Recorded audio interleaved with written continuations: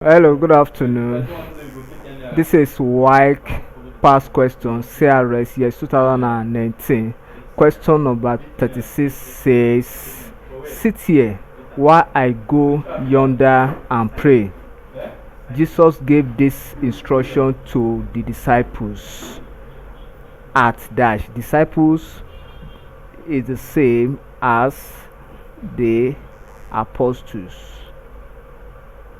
That is the apostles. So he gave them this information or this instruction: A, at Bethany; B, at Capernaum; C, at Golgotha; D, at Gethsemane.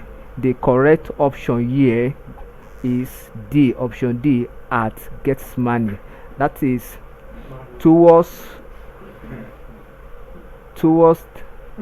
the depth of Jesus, because at this time around his death or his crucifixion is at hand at that time. So he went to the mountain at Gethsemane to pray with his disciple, and he has them to wash for him at so place.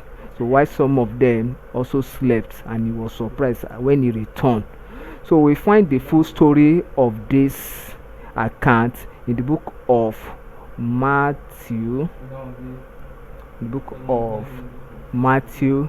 chapter 26, verse 36.